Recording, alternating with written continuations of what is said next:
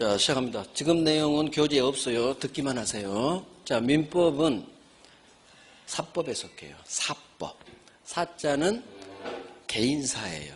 앞으로 법률 용어를 이제 계속 만날 건데 다 한자예요. 한자. 그래서 법률 용어는 한자로 풀이하면 돼요. 사법. 개인 간의, 우리 개인 간의 생활관계를 규율하는 법이 민법이에요. 그 다음 법률 용어는 다 반대말이 있어요. 이분법이 두 개로 나눠요. 그럼 사법 반대말은 뭘까요? 사법 반대말. 개인사니까 반대말은 국가가 나와야죠.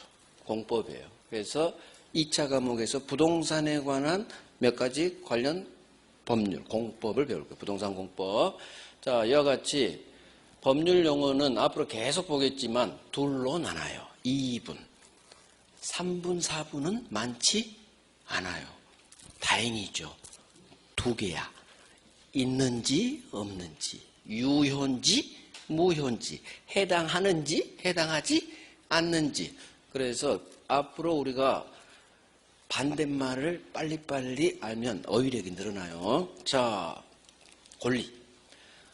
우리가 배워야 될 게 물권법, 채권법 중 채권계약을 배우는 거예요. 채권계약. 매매계약이 채권계약이에요. 그러면 여기서 나온 공통된 단어 물권, 채권이죠. 이 권자는 권리 권자를 말해요. 그러면 권리라는 게 뭐냐? 이것도 한자예요. 권세, 권, 이로울 이. 권세, 힘이에요. 즉 권리가 있다는 건 법이 힘을 준 거예요. 자, 권리의 개념. 법이 하세요. 인정해주는 힘. 힘이에요. 힘력이에요. 그래서 우리 지문이 갑이 과연 이 경우 할 수 있느냐 없느냐, 있다 없다가 왜 자주 뜨느냐, 이놈한테 할 권리가 있는지 없는지 물어보는 거예요. 그래서 권리라는 것은 법이 인정해 준 힘이다. 그래서 권리가 있다면 소수로는 할 수 있는 거고, 권리가 없으면 소수로는 너는 안 돼, 할 수 없다로 끝나는 게 맞는 지문인 거예요. 자, 그러면 또 이분해야죠. 권리 반대말은 뭘까요?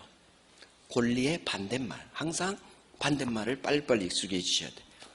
의무예요. 의무. 돈을 빌려주면 나는 돈 갚어 할 수 있는 채권자. 나한테 돈 빌려간 상대방은 돈을 나중에 갚아야겠죠. 채무자. 의무나 채무나 같은 말이에요. 같은 말. 그래서 권리가 있으면 상대방 의무자가 있어요. 권리 의무라고 해요. 그래서 우리 법률 관계는 권리 의무 관계라고 해요. 그게 법이 규율하는 법률관계라고 해요. 법률관계, 그런 거 필기할 필요 없어요. 판서에 없는 내용은 시험에 안 나오니까 제가 굳이 안 하는 거, 듣기만 하고 잊어버리면 돼요. 판서에 된 내용 이것도 안 나와요. 하지만 기초라 판서에 있는 거고, 앞으로 판서에 없는 제 말을 굳이 필기하려고 하지 마요. 활자화 돼 있는 것도 우리가 몰라 죽겠어. 1년 내내에도. 근데 왜 추가해서, 교재도 없는 내용을 왜 추가 필기해서 힘들게 공부하시려고 해요. 그래서 필기 안 해도 돼요. 시험에 나오는 내용은 다 교재에 다 있고 판서에 다 해놔요. 듣기만 하세요. 듣기만. 권리 반대말 의무, 권리 의무 관계, 법률 관계 이딴 게 있다. 자, 그러면 권리 분류해야겠죠. 물권하고 채권, 이걸 재산권이라고 해요. 지금 하염없이 법률 용어가 쏟아지고 있어요. 처음에는 낯선 거예요. 낯선 거. 우리 영어 공부할 때 단어 외워야 되죠? 똑같아요. 법을 공부하기 위해서는 일단 법률 용어에 익숙해져야 돼요. 자, 그러면 재산권이 뭐냐? 재물재, 물건, 산자예요. 그러면 재물, 돈에 관련된 권리를 재산권이라고 해요. 말 그대로 법률 용어는 한자로 풀어버리면 돼요. 재산에 관한 권리. 재산이라는 건 누구나 다 알죠. 돈, 재물재. 돈과 관련된 권리를 재산권이라고 하고, 이 재산권에는 물권하고 채권이 있어요. 결국 우리가 배우는 물권법, 채권법, 채권계약법은 다 재산에 관한 걸 우리가 배우는 거예요. 공인중개사가 하는 영역이 매매, 임대차 관련 중개니까 그래요. 그래서 재산권 대표가 물권, 채권이 있어요. 그러면 물권이 뭐고 또 채권이 뭔지를 또 우리가 이해를 해야겠죠. 물권은 말 그대로 또 한자 풀어야 돼. 무슨 물자냐? 물건, 물자예요. 그러면 결국 물권이라는 것은 물건에 관한 권리일 거예요. 그래서 이렇게 개념이 나와요. 사람, 내가, 내 물건, 내 집, 내 아파트, 내 가방, 사람이 물건을 지배하는 권리, 이걸 물권이라고 해요. 결국 쉽게 얘기하면 물건에 관한 권리, 사람이 물건을 지배하는 권리, 이걸 물권이라고 해요. 그러면 채권은 뭘까? 채권은 또 한자 풀어야 돼. 무슨 채자일까요? 채, 빚채자예요. 빚채. 그래서 빚받을 수 있는 권리예요. 채권이란 것은 돈을 빌려준 사람이 돈 갚어! 빨리 돈 갚어! 할 수 있는 권리예요. 이걸 고상하게 표현합니다. 채권은 물권 대표는 그래서 소유권이에요. 내 아파트. 자, 채권. 사람이 내가 돈 빌려준 상대방 이놈한테 사람에 대해서 돈 갚아! 일정한 행동, 돈 갚아! 일정한 행위를 돈 갚아! 요구할 수 있는 권리예요. 결국 채권이란 것은 사람에게 뭔가를 해주세요 할 수 있는 권리, 이게 채권이에요. 결국 물권하고 채권 어떤 차이가 있느냐? 물권은 말 그대로 물건에 관한 권리, 대상이 물건, 사람 대 사람이 아니라 사람이 물건을 지배하는 권리, 사람 대 물건. 하지만 채권은 물건이 나오면 안 돼요. 사람 대 사람 사이 관계예요. 이게 물권하고 채권의 차이점이에요. 이거 안 보고도 이 단어로 이제 느껴야 돼. 물권. 그럼 어떤 단어를 생각해내냐? 물건을 여기서 내가 생각해내야 돼요. 그렇구나. 물건에 관한 권리구나. 그러면 이거 몰라도 돼요. 물권하면 소유권 생각하시고 내 아파트, 내 땅, 내 물건에 대한 권리구나. 이게 물권. 채권은 빚채. 돈 빌려준 사람이 돈 갚으세요. 사람이 채권자가 상대방 채무자에게 뭔가를 해주세요. 요구할 수 있는 권리. 대표가 빌려준 돈 갚으세요 하는 대여금, 대여했다, 빌려줬다, 대여. 다 한자예요. 다 한자. 그래서 법률 용어를 빨리 익숙해지시려면 한자를 쓸 필요는 없지만 이 단어가 한자로 무슨 말인지를 빨리 캐치할수록 법률 용어가 익숙해져요. 빌려준 돈 갚으세요 할 수 있는 채권, 대여금 채권이죠. 그래서 우리 공부 대상인 물권법하고 채권법 속의 계약법은 결국 물권하고 채권을 배우는 거예요. 앞으로 우리는 1년 동안 소유권과 같은 물권 7가지, 그 다음에 채권을 배울 거예요. 물권, 채권. 이게 기본적인 용어예요. 가장 기본적인. 돈에 관한 권리, 물권, 채권은 돈에 관한 권리, 재산권. 이런 건 시험에 안 나와요, 재산권. 그냥 기초의 기초. 자, 이제 가장 중요한 물권하고 채권이 뭔지 그걸 할 거예요. 교재가 뒤로 갑니다. 물권법으로 갑니다. 자, 중간 물권법이 몇 페이지에 있냐면 19페이지에 있네요. 이제 교재에 있는 내용을 이제 설명할 거예요. 물론 교재에 없는 내용이 추가되어 있어요. 기초라. 물권 일반론 19페이지 폈죠. 거기서 물권이란 있고 세 번째 채권은 이렇게 있죠. 이걸 이제 설명할게요. 일단 설명 듣습니다. 채권의 개념 교재에 있어요. 세 번째 줄 봐봐요. 채권부터 합니다. 채권은 한번 읽어보세요. 채권은 채권자가 같이 읽어요. 채무자에게 일정한 행위를 요구할 수 있는 권리. 자, 이제 흑판 봐요. 흑판. 특정인 채권자가 특정 사람, 자기 채무자에 대해서 돈 갚으세요, 뭔가 해주세요, 일정한 행동을 요구할 수 있는 권리. 이게 채권이에요. 결국 돈 빌려주고 특정인, 내가 돈 빌려간 특정 사람, 상대방, 채무자한테 돈 갚으세요, 뭔가 해주세요, 요구할 수 있는 권리. 이게 채권이에요. 그래서 채권은 청구권이라고 해요. 청구. 요구나 청구나 같은 말이에요. 그래서 이게 채권의 개념이에요. 뭐 이런 게 외울 필요 없어요. 그냥 돈 빌려주고 돈 갚아.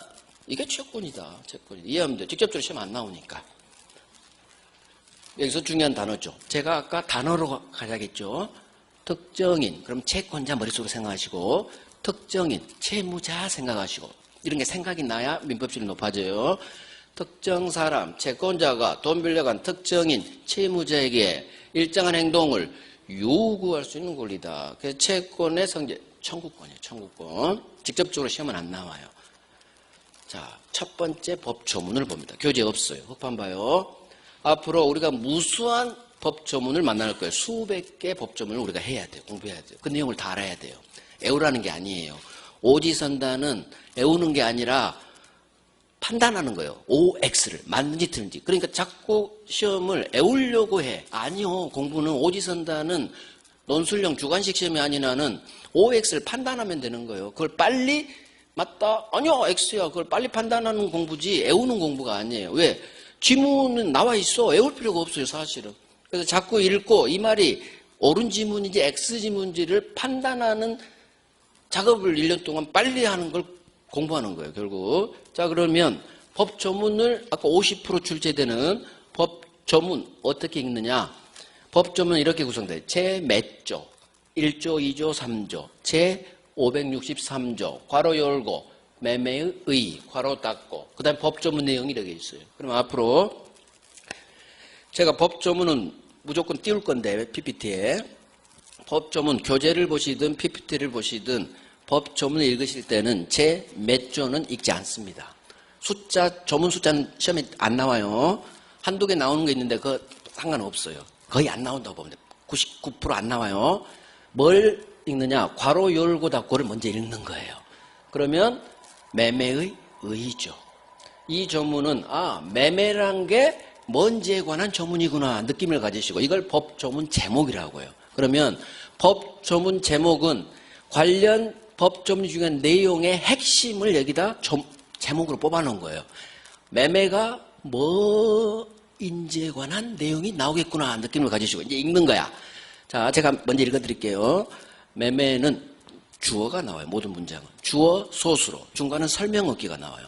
매매는 당사자 일방이 재산권을 상대방에게 이전할 것을 약정하고 상대방은 대금을 지급할 것을 약정함으로써 매매는 그 효력이 생긴다. 주어 매매는 뭔가를 하면 그 효력이 생긴대요. 효력이 생긴다는 얘기는 유효란 얘기예요. 즉 매매란 게 뭐냐? 매매라는 것은 여기서 중요한 단어를 이제 끄집어내야 돼. 한번 찍어봐. 나는 여기서 어디에 밑줄을 하고 싶어요? 쭉 밑줄이 아니요. 중요한 단어에 밑줄을 할 거예요. 나는 어디에 밑줄을 하고 싶어? 이 두 줄짜리 문장에서 단어를 뽑아내는 거예요. 여기서 내가 알아야 될 내용은 어떤 단어 같아요?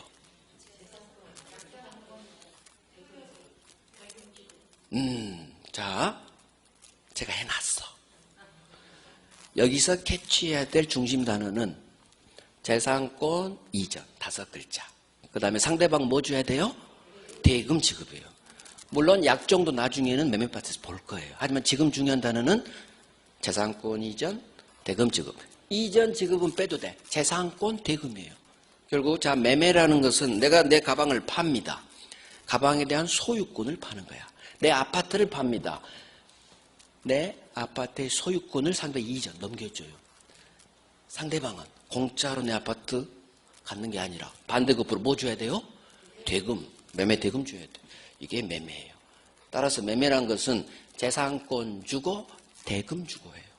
결국 5글자, 4글자지만 중요한 건 재산권 3글자, 대금 결국 2글자예요. 그러면 고개 들고 매매가 뭐냐? 재산권 주고 대금 주고 이게 매매구나. 이 단어로 정리하면 이제 끝난다는 얘기예요. 자, 이제 설명 들어갑니다. 갑이 갑소유. 앞으로 제가 이제 갑소유 부동산 표시에 이게 건물도 이제 씌우는 경우도 있어요. 갑이 지소유 아파트를 을한테 팝니다. 이게 매매 계약이에요. 돈 받아야겠죠. 대금은 5억에 팔아요. 그러면 계약이라는 것은 반드시 두 놈이 있어야 돼. 갑이 있어야 되고 파는 놈이 있어야 되고 사는 사람이 있어야겠죠. 놈놈해서 죄송해요. 저는 근데 1년 동안 놈놈 할 거예요. 익숙해져요. 놈자예요. 좋은 말이에요. 한자예요. 한자. 그래서 갑이라는 사람이 을한테 지소유 아파트를 파는 계약. 이걸 매매 계약이에요. 그러면 갑은 우리 법조문대로 이 매매 계약의 내용이 뭐냐? 일단 파는 갑을 매도인, 사는 을을 매수인. 자, 이것도 한자예요. 팔매, 살매예요. 한글로는 같은데 한자가 달라. 팔고 사고 넘길 또 받을 숫자예요. 한자로 하면 법률용어 되게 쉬워져요. 파는 사람, 넘기는 사람, 매도인. 사는 사람, 받아야겠죠? 아파트 받아야겠지. 받을 수. 그래서 매수인이 돼요. 자, 기본 용어예요. 매도인, 매수인 나왔어요. 자, 그러면 매도인 갑은 법정문대로 지 아파트에 대한 재산권 대표, 물권 대표, 소유권이죠. 아파트 소유권 이전할 것을 을하고 약속하고, 을은 공짜로 받으면 안 되겠죠. 매매대금 5억을 갑한테 지급할 것을 서로 약정하면 매매계약이 성립된 거예요. 그래서 매매계약은 어떻게 성립되느냐? 재산권 주고 대금 줄 것을 서로 약속만 하면 매매계약은 성립하고, 이 계약을 총칙에서 법률행위라고 해요. 추상적인 용어로. 현실에서는 우리 총칙 아까 법률행위를 배운다고 했죠. 법률행위란 말은 민법을 피하지 않으면 일상생활 죽을 때까지 만날 일이 없어요. 일상용어에서 쓰지 않는 교과서상 용어라고 해요. 법률행위라는 것은. 현실에서 쓰는 용어는 매매계약이에요. 그래서 우리 매매계약서를 쓰죠. 자, 이 매매계약과 같은 이 계약을 나중에 우리 총칙에서 법률행위라고 한다. 그래서 법률행위는 제가 계약으로 읽어버려라. 계약 대표가 매매계약이에요. 그래서 매매계약이라는 것은 매도인이 지 소유권 이전할 것을 약속하고, 매수인은 공짜로 받는 게 아니라 반대급부로 매매대금 5억을 서로 지급할 걸 서로 약속하면 매매계약은 성립. 성립하면 유효가 되는 거예요. 효력이 생겨야지. 효력, 여기서 나온 단어가 힘력이에요. 따라서 매매계약을 하면 갑이나 을한테 어떤 힘력, 권리를 줘요.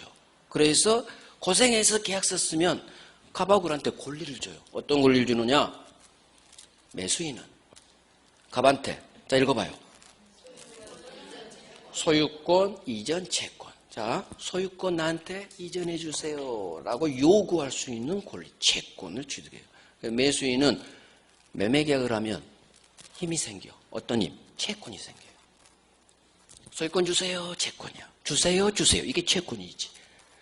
특정 매수인이 특정 매도인한테 일정한 행동, 소유권 이전해달라는 일정한 행동을 주세요 할 수 있는 권리, 채권이죠. 그러면 채권이 생기면 반대쪽 당사자한테 반드시 채무가 생겨요. 채권만 있는 경우는 없어요. 반드시 상대방에는 채무가 발생해요. 채권 채무 관계래. 그러면 갑은 매수인들한테 소유권을 이전해 줄 채무를 부담하게 돼요. 이게 매매계약이 갖는 힘이에요.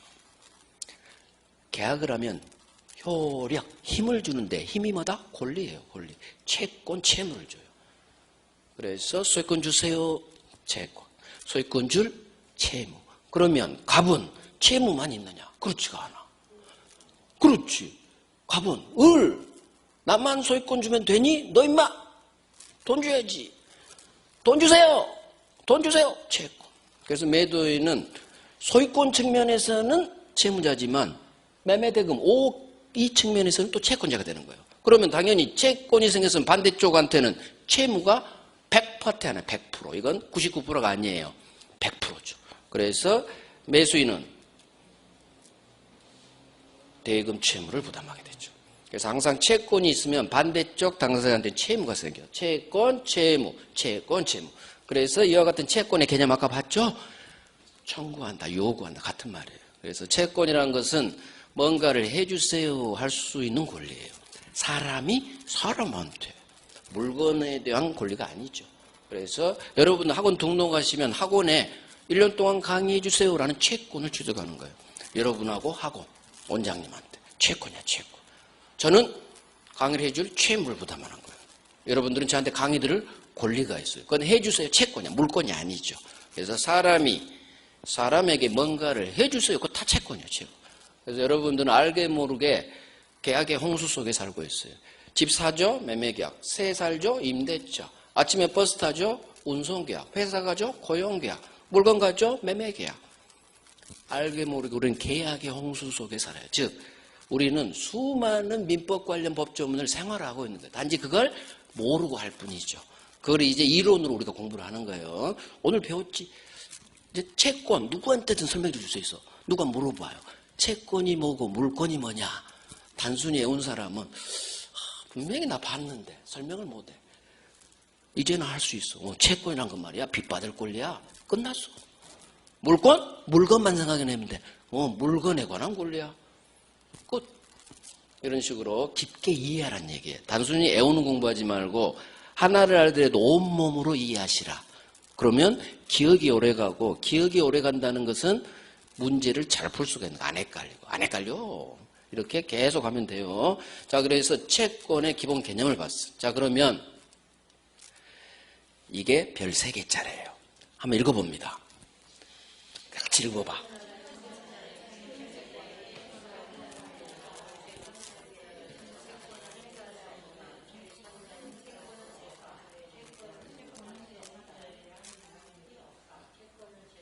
이게 별 3개 완결제예요. 어마어마하게 이거 관련 지문이 떠요. 자, 채권자는 자기 채무자에게 채권을 행사해야 돼. 채무자 아닌, 이렇게 끊어서 읽는다. 채무자 아닌 제3자에게 채권 행사할 수는 없어요. 이 말을, 같은 말. 채권은 채무자 아닌 제3자에게 대항할 수 없다. 대항력이 없다. 힘이 없어요. 오로지 채무자한테. 오로지. 이게 어마어마하게 중요해. 그래서 제가 중요한 내용은 이렇게 밑줄에 해놨어. 이게 단어예요. 채권자는 지 채무자에게 채권을 행사해야지. 이런 것까지 밑줄하면 다 그어야지. 중요한 단어. 채권자는 지 상대방 채무자에게 채권 행사 그냥 눈으로 읽는 거예요. 채권 행사해야지. 채무자 아닌 딱 힘을 주는 거예요. 채무자 아닌 제3자에 대해서는 채권 행사할 수. 우리는 스스로 싸움이죠. 있다 없다 없어. 채권은 지 채무자한테 채권 행사해야지. 채무자 아닌 제3자에게는 채권을 행사할 수 없어. 이걸 채권은 제3자에 대한 대항력이 없다. 우리는 있다 없다 싸움이죠. 없다로 끝나야 돼. 없다로. 그래야 맞는 지문. 그런데 있다로 있다. 그럼 X지문이 돼. X지문. 자, 이게 왜 중요하냐. 이 말을 채권자 갑을 상대적 관계에서만 행사할 수 있는 거지 자기 상대방 아닌 제3자라고 해요. 앞으로 무수하게 들을 단어가 제3자예요. 어마어마하게 여러분들이 힘들게. 갑과 을이 채권자 갑, 채무자 을이면 3자는 누구가 되느냐? 병이 돼요. 그래서 앞으로 매매계약은 두 사람이 체결하죠. 그러면 사례 문제는 갑하고 을로 나와요. 그러면 갑과 을은 이 계약의 당사자가 되고 갑과 을이 아닌 병이라는 놈이 나오면 세 번째 놈이죠. 세 번째 놈이다 해서 3자라고 해요. 제3자. 그래서 자기 채무자한테 해야지. 채무자 아닌 제3자에게 채권 행사할 수가 없다. 이걸 어려운 말로 대항력이 없다 그래요. 앞으로 대항할 수 있다, 대항할 수 없다라는 지문을 무수하게 만날 텐데 대항이라는 것은 상대방 대자에 항거할 항자예요. 즉 상대방에게 들이대느냐, 항거할 수 있느냐. 항거할 수 있으면 대항할 수 있다고 그러고 상대방한테 주장을 못하면 대항할 수 없다고 그래요. 앞으로 이제 익숙해져요. 대항. 이거 법률 용어거든요. 일상생활에서는 안 써요. 주장이라고 하지. 주장할 수 있다, 없다. 그 같은 말이에요. 대항 이꼴 주장이에요. 사례로 갑니다. 자, 을이 갑한테 화살표가 이렇게 갔죠. 을이 갑한테 1억을 빌려줬어요. 그러면 법률 용어 나와야죠. 돈 빌려준 이 계약을 금전 소비대차 계약을 따라해야 돼. 그래 익숙해져요. 금전 소비대차 계약이에요.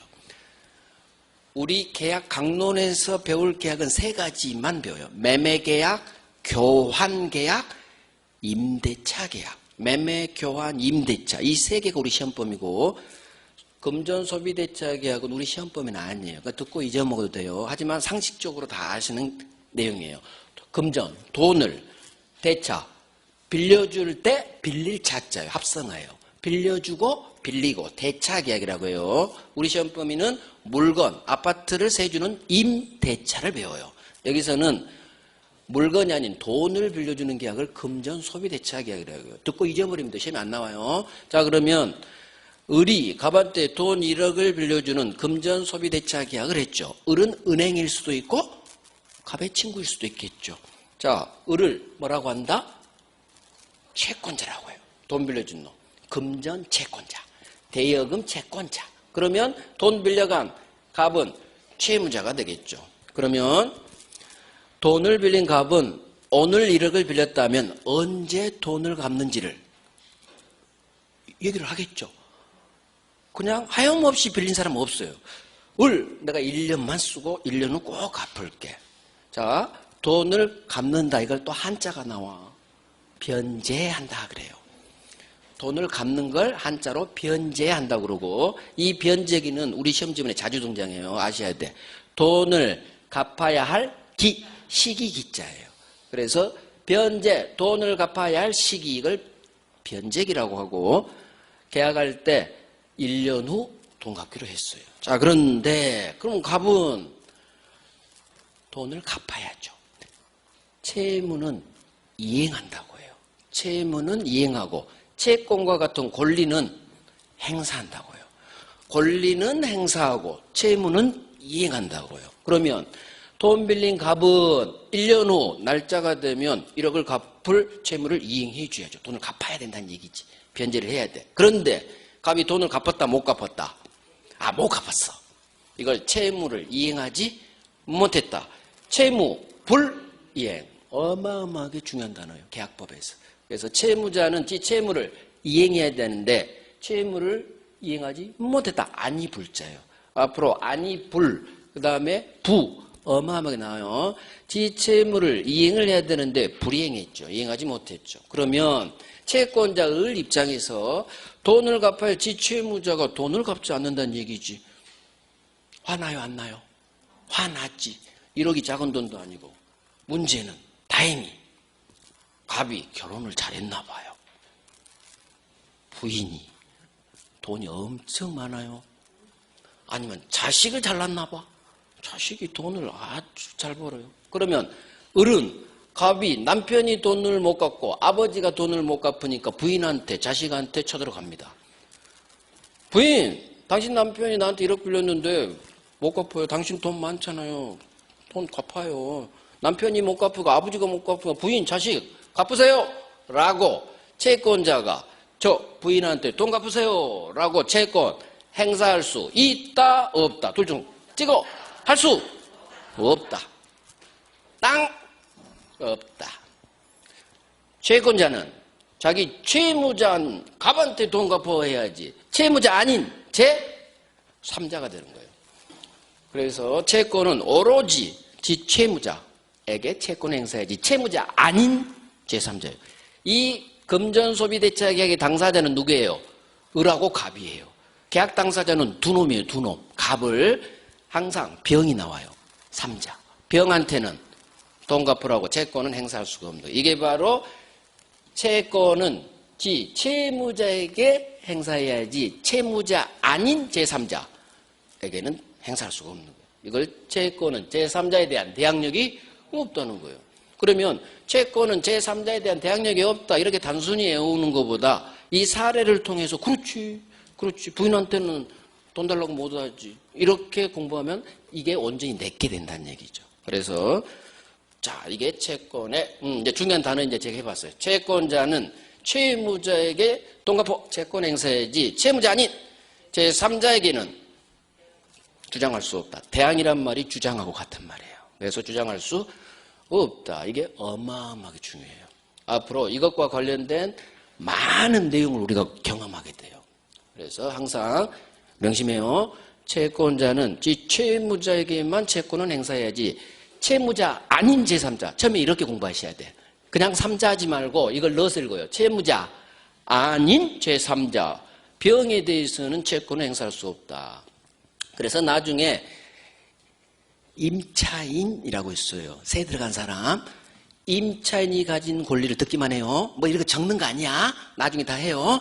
임차권이라고 하는데 임차인이 가지고 있는 임차권은 채권 계약이에요. 계약법이 채권이니까.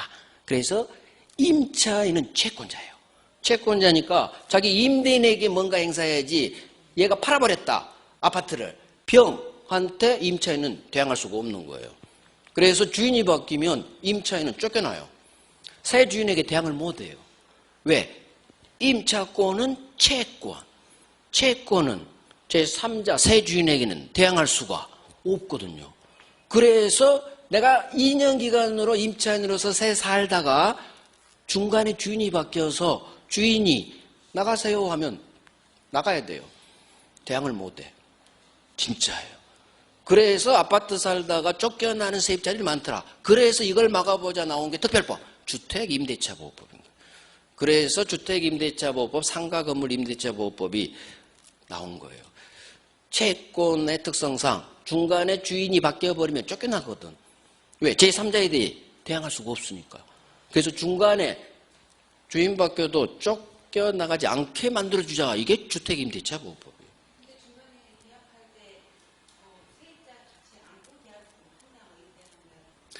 그건 이제 주인법이 작동되니까 그런 거고, 지금 이제 그 주인법이 작동되는 거고, 저는 이제 원칙을 얘기했어요. 원칙. 주택이 아닌 다른 임대차는 마찬가지죠. 특별법이 적용 안 되는 것은. 그래서 채권자는 자기 채무자 아닌 제3자에 대해서 채권을 행사할 수가 없다. 그래서 이게 관련된 게 임대차에서 나온다는, 임대차에서 어마어마하게 나와요. 이게 채권의 기본적인 그래서 여기서 중요한 단어가 나와요. 상대. 권자는 중요하지 않아. 상대란 말이 뭔 말이냐? 상대 반대말은 절대예요. 상대라는 것은 내 상대방이야. 상대방에 대해서만 행사할 수 있지 제3자에 대해서는 행사를 못하는 걸 상대권이라고 해요. 상대적 효력. 상대방한테만 힘이 있어. 이 반에서 이따 나올 절대란 말은 모든 3자에게 다 힘을 쓸 수 있어요. 그래서 채권은 상대권이다.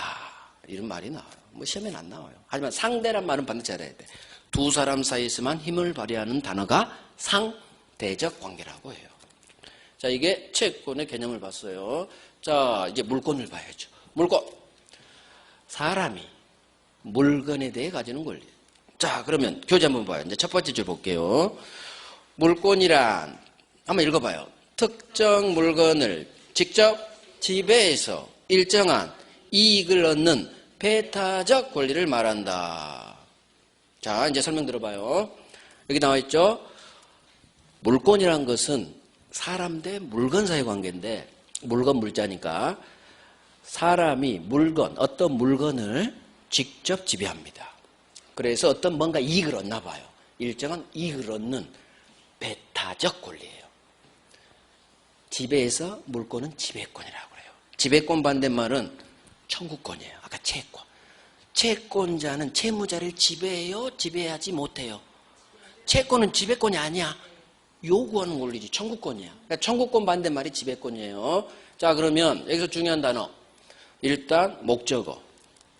물건의 객체요. 물건이에요. 물건의 대상은 물건이라는 거. 물건. 그 다음에 어떻게 물건은 행사하느냐. 직접 지배합니다. 두 번째, 배타적으로 지배합니다. 여기서 중요한 단어는 배타성이에요. 직접보다는 배타성이 중요해요. 그러면 물건을 직접 지배하고 배타적으로 지배한다. 이게 무슨 말이냐? 배타라는 것은 타인을 배제할 수 있는 힘을 말해요. 배제. 제껴버릴 수 있는 힘. 즉 물건이라는 것은 소유권 생각하세요. 앞으로 물건 나오면 뭐 생각해요? 소유권. 무조건 소유권 생각해요. 소유권을 생각하면 돼. 내 아파트에 누군가 내 허락 없이 들어올 수 있어요? 없어요? 없는 거야. 만약 누군가 내 허락 없이 들어오려고 하면 법은 소유자에게 쫓아낼 수 있는 힘을 줘요. 이걸 타인을 배제할 수 있는 힘. 배타성이라고 해요. 배타성. 물건의 가장 큰 특성이 배타성이에요. 그래서 물건은 힘이 세요. 누군가 내 부동산에 침해가 들어온다. 나가세요 할 수 있는 힘을 줘요. 법은 권리자에게 힘을 주니까. 이게 배타성이에요. 그래서 직접 지배하고 배타적으로 지배한다고 해요. 자, 그래서 물건을 지배권이라고 하고, 자, 물건. 우리 민법은 물건을 이분해요. 하나는 다 두 개로 나온다겠죠? 하나는 부동산, 하나는 뭘까요? 동산이에요. 부동산과 동산. 자, 이것도 느낌으로 잡아봐요. 동산, 움직일 동, 물건 산자. 움직이는 재산을 동산. 그럼 부동산은 움직이지 않는 재산을 말해요. 즉 부동산은 고정되어 있죠. 움직이지 못해요. 동산은 움직여요. 이렇게 이해하면 돼요. 하지만 우리 법은 이렇게 부동산 개념을 정해놔요. 부동산의 개념이에요. 이게 법 조문 내용이에요. 토지, 자, 읽어봐요. 토지 및 토지 위 그 정착된 물건, 이걸 부동산이라고 해요. 즉 부동산은 첫 번째 뭐다? 토지예요. 토지. 땅 지자죠. 토지, 흙토. 토지가 부동산 첫 번째. 두 번째, 토지만 부동산이 아니라 땅 위에 건물 박혀 있죠. 정착된, 박혀 있는 물건, 대표가 건물이죠. 결국 우리 민법에서 규정한 부동산의 개념은 토지 및 토지 위에 정착되어 있는 물건, 그래요. 그러면 이런 공부하실 때는 읽고 고개 들고, 그래, 부동산, 토지, 그 다음에 그 위에 박혀있는 물건, 대표가 건물이겠구나, 이런 식으로 되새김하면은 내게 된다는 얘기예요. 공부는 앞으로 계속 그렇게 해봐요. 그래서 부동산 대표가 토지, 건물이에요. 그래서 앞으로 우리는 토지, 건물이라는 단어를 계속 볼 거예요. 부동산 대표, 토지, 건물. 자, 소유권에 관한 법조문이요. 그러면 이건 읽을 필요가 없고 괄호만 먼저 읽는 거예요. 소유권의 내용. 아, 그러면 이 법조문은 소유권이 뭐인지에 관한 것을 규정해 나겠구나. 소유권이 뭔지 그걸 규정한 법조문이겠구나. 이제 느낌이 와요. 법조문 제목을 보면. 그 다음 이제 읽는 거야. 읽어봐요. 소유자는 법률 범위 내에서, 같이 읽어요. 그 소유물을 사용, 수익, 처분할 권리가 있다. 즉 우리 법은 물권 대표 소유권에 대해서 소유자는 네 물건을, 네가 소유하는 소유 물건을 사용할 수 있다. 수익할 수도 있다. 팔아 제낄 수도 있다. 앞으로 전 처분을 팔아 제낀다고 그래요. 사용, 수익, 처분할 수 있는 힘을 준 게 소유권이에요. 그러면 여기서 중요한 단어는 항상 모든 문장에는 중요한, 내가 거기서 한번 되새김해야 될 단어가 나와. 어디에 밑줄 긋고 싶어요? 잘 찍었어요. 여기서 내가 캐치할 단어 이 세 단어예요. 사용, 수익, 처분, 이것도 쭉 긋는 게 아니요. 사용, 끊고 분절하고, 수익, 힘들더라도 처분. 이 세, 이렇게 밑줄을 긋는 거예요. 저도 그렇게 했잖아요. 그래서 소유권이란 것은 내 소유 물건을 사용할 수 있어요. 그 다음 수익이란 게 뭐냐? 받을 수 이익, 익자예요. 그러면 내 아파트로부터 내가 어떤 이익을 받을까? 어떤 이익을 받을까? 그렇죠. 수익이란 것은 내가 살면 사용한다고 그러고, 내가 살지 않고 세를 주죠. 임대에서 월세 받죠? 월세 받는 걸 수익이라고 해요. 임대차로 인한 차임 받는 거, 이걸 수익을 얻는다 그래요. 결국 소유권이라는 것은, 내 아파트가 있다는 것은 거기에 내가 살 수도 있고, 그 다음 아니야, 나는 아파트가 10채야. 9채는 세 주면 되죠. 한 채만 살고. 그래서 세 줘서 수익 얻을 수도 있고, 그 다음 아유, 요즘 뭐 다주택자 세금 많이 때리는데 몇 채는 팔아야겠다, 환가해야겠다, 처분할 수가 있어요. 그래서 소유권의 세 가지 힘, 사용, 수익, 처분, 권능이라고 해요. 뭐 권능 이런 시험에 안 나와요. 자, 그래서 갑이 지소유, 아파트, 토지, 부동산에 대한 소유권이 있다는 것은 저 부동산을 지가 살 수도 있고, 수익, 임대에서 이익 얻을 수도 있고, 월세 받을 수도 있고, 팔아 제껴서 돈으로 바꿀 수도 있다. 그래서 소유권이 가진 세 가지 힘이 바로 사용, 수익, 처분할 수 있는 힘을 줘요. 이걸 권능이라고 해요. 권능은 여기서밖에 안 나와요. 다른 데서 절대 안 나와요. 사용, 수익, 처분할 수 있는 힘을 권능이라고 해요. 권리의 내용을 말해요. 뭐 중요하진 않아요. 그래서 소유권은 딱 고개 들고, 그렇지, 한번 이제 생각을 해야 돼. 방금 읽은 공부한 내용을 그냥 다음 진도 뽑으면 내게 되는 게 오래 걸려요. 고개 들고, 그래, 소유권이 내가 방금 읽었어. 방금 읽었으니까 고개 들어도 생각이 나요, 안 나요? 나요. 방금 읽었으니까. 그럼 읽고 5번 되풀이하는 거야. 사용, 수익, 처분. 사용은 이해해야지. 내가 사는 거고. 수익, 세 줘서 월세 받을 숫자, 이익이, 월세 받는 거, 수익. 처분, 팔아 제끼는 거. 사용, 수익, 처분. 그러면 된 거예요. 그러면 내게 된 거야. 내게 된 거예요. 자, 두 번째. 물권은, 읽어봐요. 물권은 모든 삼자에게 대항할 수 있다. 절대권. 어마어마한 내용이에요. 물권은 나 외의 모든 사람에게 대항할 수가 있어요. 주장할 수 있어요. 그래서 절대란 말이 나와요. 절대 반대말은 상대. 상대는 쉬워. 내 상대방한테만 할 수 있어. 상대방. 이렇게 읽으면 돼. 상대적 효력. 하지만 절대라는 것은 나 외의 모든 사람한테 다 주장할 수가 있죠. 그래서 소유자는 모든 사람한테 내 물건입니다. 이 도둑놈아, 내 물건 갖다 주세요. 모든 삼자. 특정 사람이 아니야. 모든 삼자에게 물건은 주장할 수 있는 거예요. 이걸 절대라고 해요. 절대. 절대권자는 중요하지 않아요. 절대란 단어를 이해를 하셔야 돼. 앞으로 절대적 무효라는 게 총칙에서, 민법 총칙에서 되게 중요해요. 절대란 말이. 절대적 이 말이 뜨면 모든 삼자에게 효력을 미쳐요. 상대방뿐만 아니라 모든 우리 국민 전부한테 나는 주장할 수 있는 힘이 있어요. 이걸 절대라고 해요. 절대적 효력 그래요.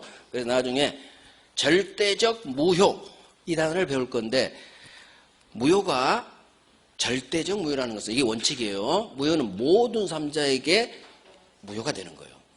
모든 삼자에게 무효가 되는 걸 절대적 무효 그래요. 어마어마하게 중요한 단어 총칙에서. 그래서 절대, 상대 되새김하는 거예요. 절대 이걸 외워야지. 절대라는 것은 처음에 외워야 돼요. 나 외의 모든 사람한테 주장할 수 있는 걸 절대라고 한다. 이 바로 저 절대 반대말 상대는 내 상대방한테만. 이걸 상대적 효력 그래요. 절대적 효력. 그러니까 절대를 읽을 때는 힘을 줘서 읽어야 돼. 팔도 벌려. 절대. 하지만 상대는 이렇게 내 상대방. 그러니까 온몸을 이용해서 공부해야 돼요. 그래야 이해가 잘 돼요. 그러니까 절대 제가 손을 뻗잖아요. 모든 삼자에게 내 물건입니다. 돌려주세요. 모든 삼자에게 물권은 대항할 수가 있다. 아주 중요한 단어가 절대권이에요. 자, 그래서 물권은 힘이 세죠. 절대적 권리니까. 따라서 누가 소유자인지를 다른 사람들이 알아야 돼요. 누가 저당권자인지. 왜? 저당권자는 지가 빌려준 돈을 우선 변제받거든요. 그래서 저당권이나 소유권이나 모든 물권은 힘이 세기 때문에 저 사람이 소유자예요. 저 은행이 저당권 박아놨어요. 이걸 다른 사람이 알아야 돼요. 그래서 필연적으로 이 제도가 필요하죠. 공시제도. 공공 보여줄 시자예요. 보여줘야 돼. 누가 물권자인지, 누가 소유자인지, 누가 저당권자인지, 누가 전세권자인지 보여줘야 돼요. 이게 부동산은 등기예요. 등기. 등기부 등본을 열어보면 누가 소유자인지, 누가 저당권자인지를 알 수가 있어요. 일반 국민들은. 그래서 공시제도가 필연적으로 나오게 돼요. 이유, 힘이 세니까 알려줘야 돼. 누가 저당권자인지, 누가 소유자인지. 그래서 우리 2차 과목에서 부동산 등기법을 배워요. 공시법이라고 하죠. 그래서 공시법하고 세법, 그게 한 과목으로 합쳐진 게 공시세법이에요.